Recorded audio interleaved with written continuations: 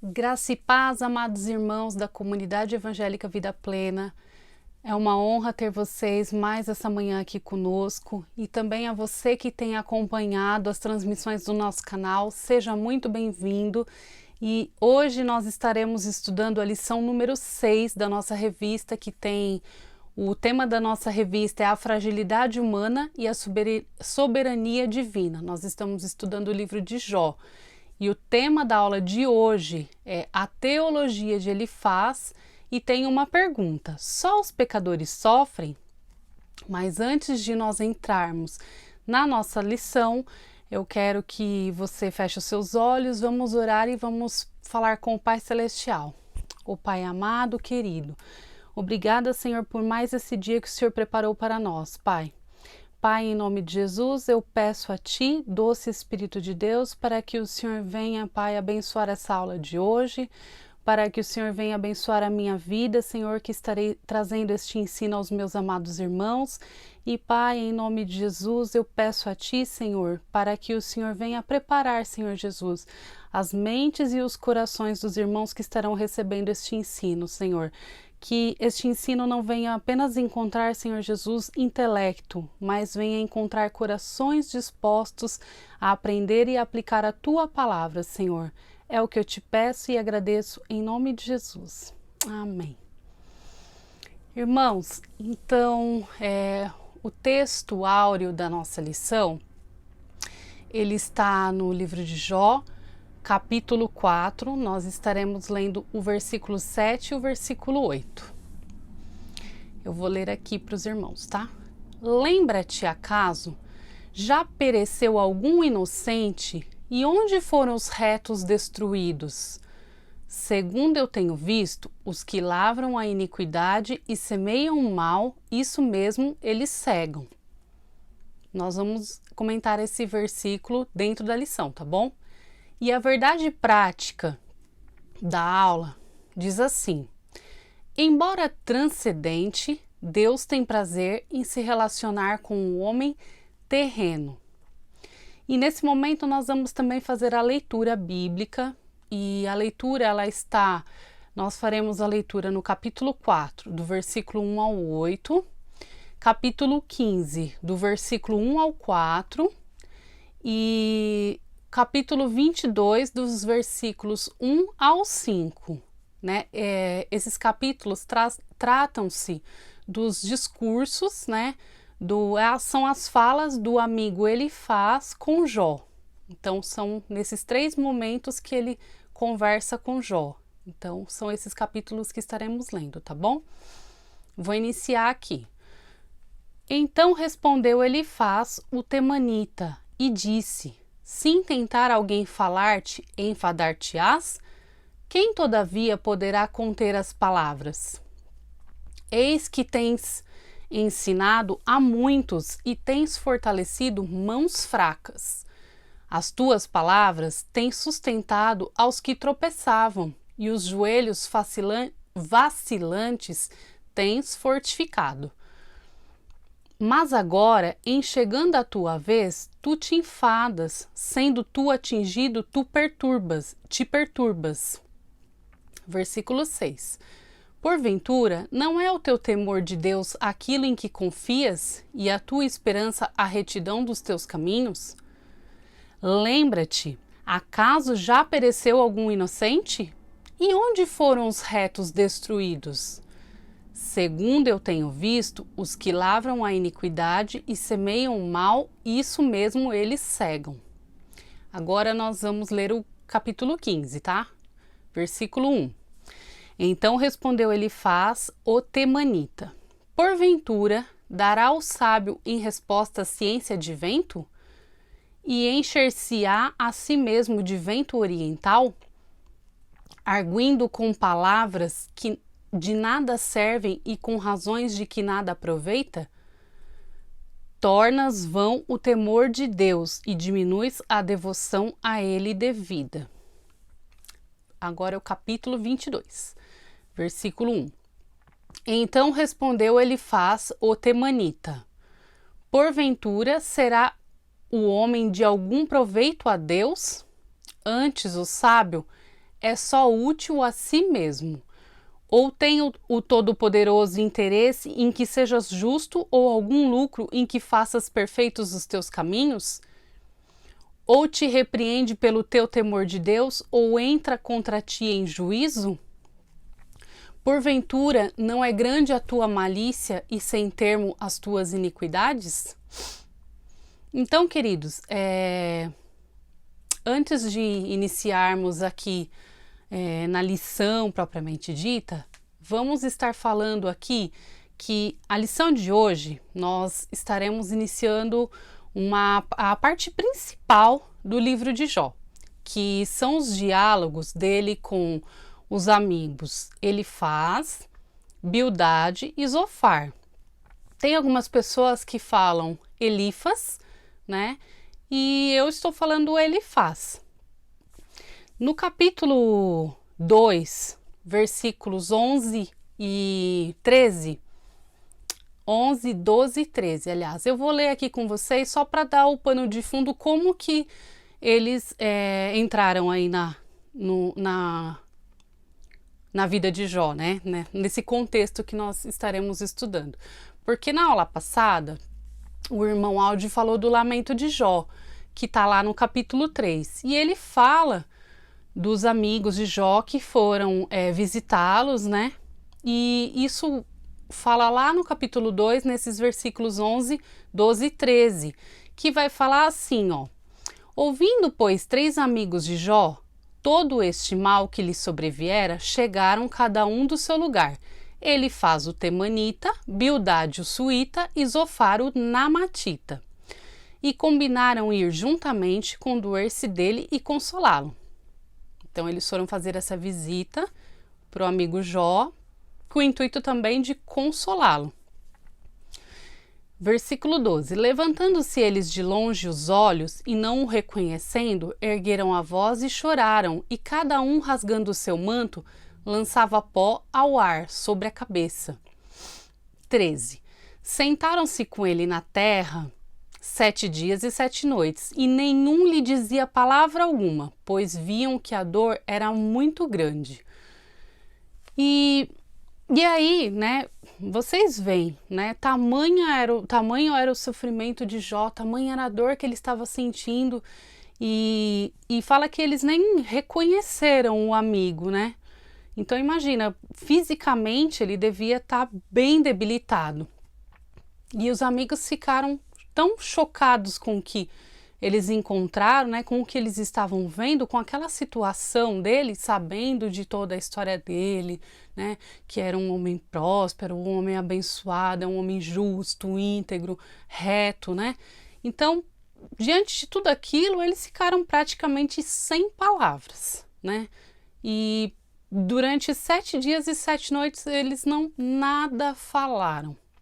E aí vem aquele capítulo 3, que foi o capítulo que nós estudamos na aula passada, que era o lamento de Jó, que Jó ele começou a amaldiçoar o dia do seu nascimento, ele reclama por não ter nascido morto, ele questiona porque ainda ele estava vivo. E aí, diante desse lamento de Jó, o amigo Elifaz, ele começa a repreender a Jó, né, daquelas falas, do lamento dele, das queixas dele. Ele começa a repreender Jó no capítulo 4. E agora eu quero também falar um pouquinho desse amigo, né? O primeiro amigo que começou a falar foi o Elifaz. E ele era um amigo mais velho, porque ele que começa a falar. E naquela época a tradição era que os mais velhos eles falavam primeiro. Então entendia-se que quanto mais velho, mais sábio. E era o homem, né, e dentre os 3 amigos, então ele era considerado o mais sábio. Ele era considerado que tinha mais sabedoria, tanto espiritual quanto sabedoria humana. O Elifaz, ele era da cidade de Temã. Essa cidade, ela era uma cidade considerada fonte de muita sabedoria. E ele vem então trazendo para Jó, né, que foi o texto áureo, né, que nós lemos, que é o versículo 7 e 8, ele vem trazendo então para Jó uma teologia de causa e efeito, porque ele era um homem muito preso na religiosidade. Então, esse capítulo 4, quando ele inicia ali, né, o capítulo 4, nós vemos no versículo 3 que o Elifaz, ele era um amigo íntimo de Jó. Ele conhecia detalhes da vida de Jó, porque ele fala de pessoas que Jó ajudou no passado, né, de pessoas que ele estendeu as suas mãos, né, ajudou pessoas que estavam fracas e ele estendeu a sua mão. Então ele tinha conhecimento de alguns detalhes da vida de Jó, então que entende-se que ele era um amigo íntimo. E aí, a partir ali do versículo 6, ele vai... Só que, diante de tudo aquilo que ele estava vendo, de toda aquela situação que ele viu o amigo passando, ele, diante dessa crença dele, né, que ele tinha, então ele tirou uma conclusão. Ele fala no versículo 6 assim: não é o seu temor a Deus a sua confiança? Você que vivia uma vida íntegra e justa, onde está a sua esperança? Aí o versículo 7, ele faz mais duas perguntas. Por acaso Deus já destruiu um inocente? Onde os íntegros sofreram destruição? Essas duas perguntas que ele faz são muito fortes. E aí no versículo 8, ele emite a opinião dele. E a opinião dele foi a seguinte: na minha opinião, os que cultivam o mal e semeiam maldade, esses é o que colhem, como castigo de Deus, a maldade que fizeram. Então, nós vemos que ele acreditava que Jó estava passando por aquela situação porque, para ele, certamente havia pecado na vida de Jó. Alguma coisa de errado ele havia feito para ele estar passando por aquela situação, porque aquilo que ele planta, ele estava colhendo, né? Segundo ele faz. E aí então nós entramos no tópico 1 da lição, que tem o tema: os pecadores no contexto da justiça retributiva. E o primeiro item do tópico 1 vai falar, tem o subtítulo A Lei da Semeadura e da Colheita. Então, nós precisamos entender aqui nesse tópico uma coisa que é muito importante. A lei da semeadura, ela é bíblica, ela está presente em toda a Escritura Sagrada. Lá em Gálatas 6, versículo 7, vai dizer assim: não vos enganeis, de Deus não se zomba, pois aquilo que o homem semear, isso também ceifará.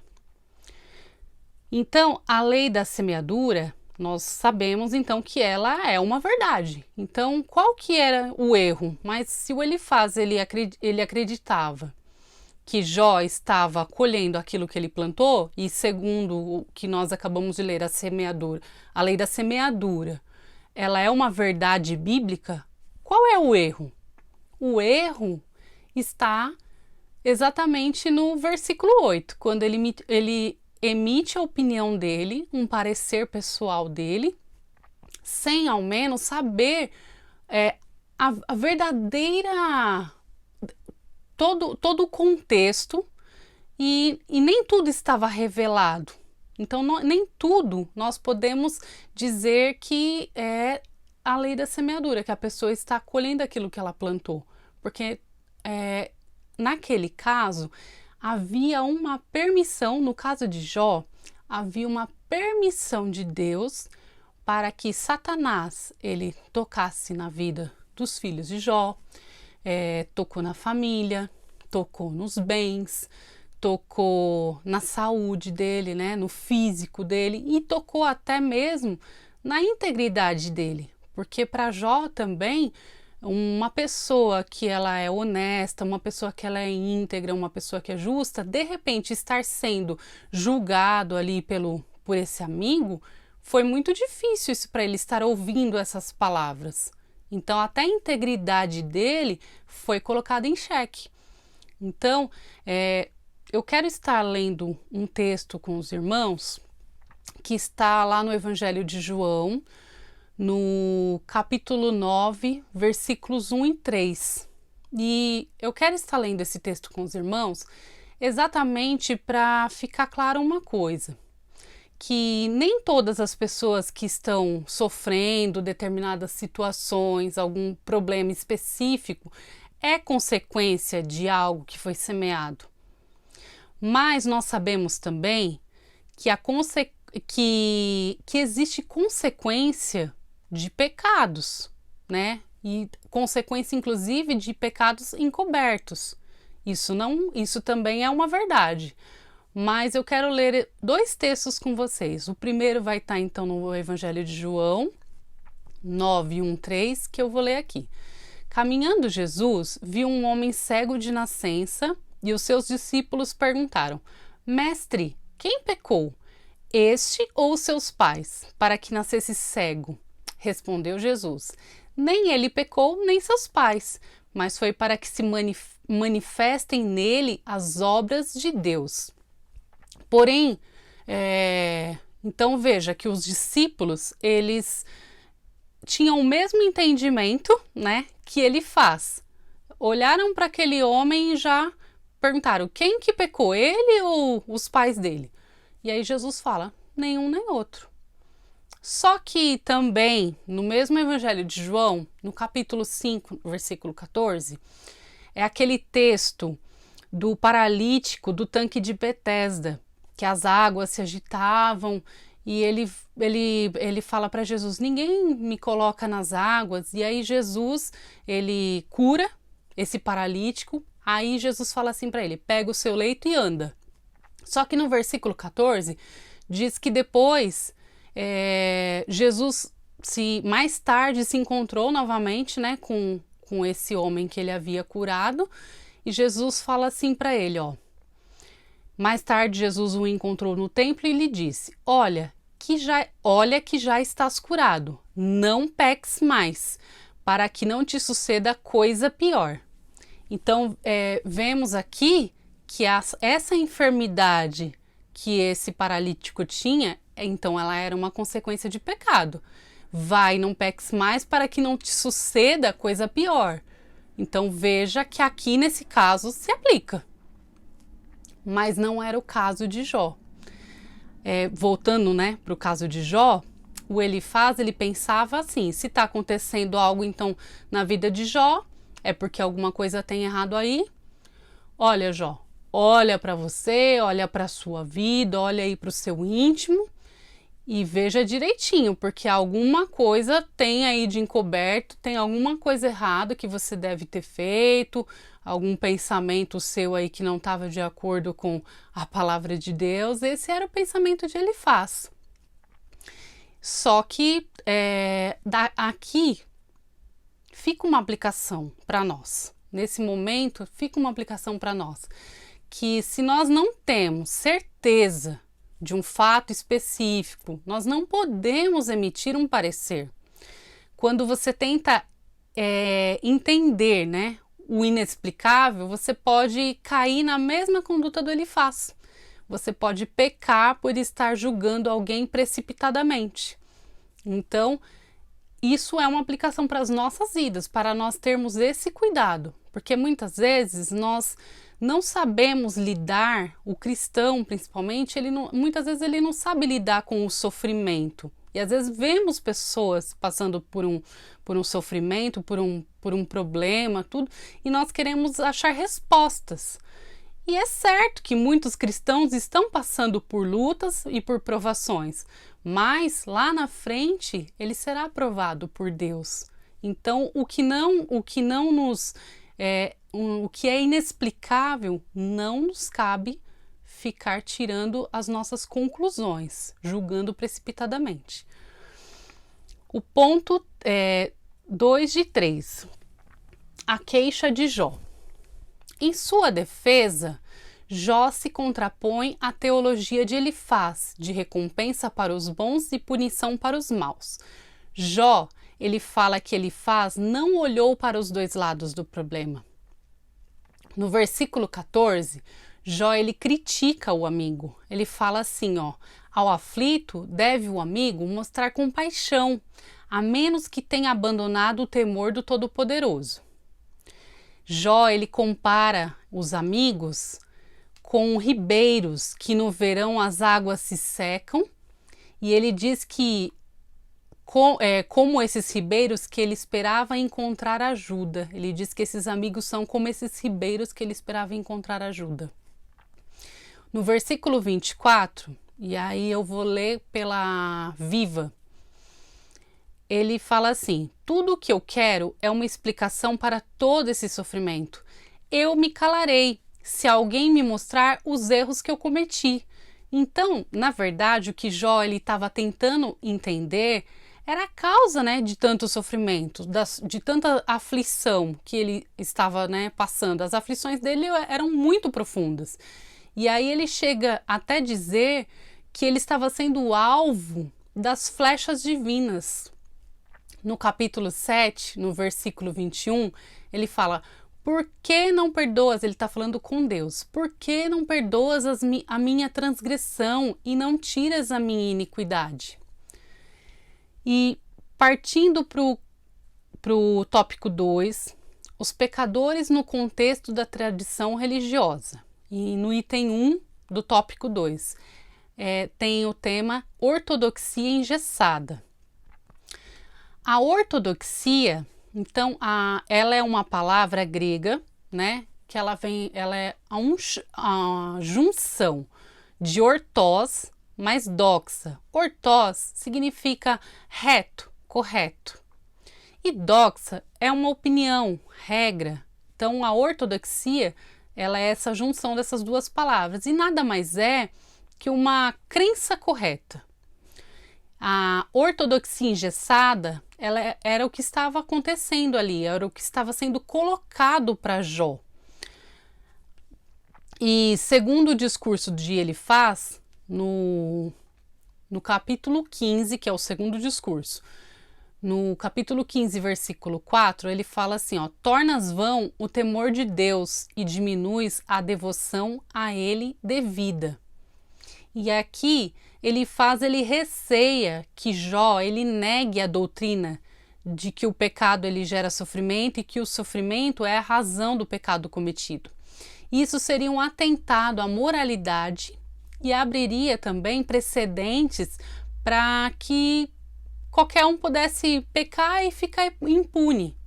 Eu acho que essa era a preocupação de Elifaz naquele momento. E também ele diz que o tópico 2, né, do 2 de 2, uma ameaça à tradição religiosa. Segundo Elifaz, ainda que Jó fosse sábio, ele não era mais sábio nem mais antigo do que o dogma que ele estava negando. Aí ele faz algumas perguntas aqui. Ele fala assim, ó, olha as perguntas que ele faz. Que sabes tu que nós não saibamos? Que entende que não haja em nós? Também há entre nós encanecidos e idosos, muito mais idosos do que o seu pai? Então aqui para Elifaz, ainda que o Jó ele fosse um homem sábio, ele não era mais sábio e nem mais antigo que a teologia.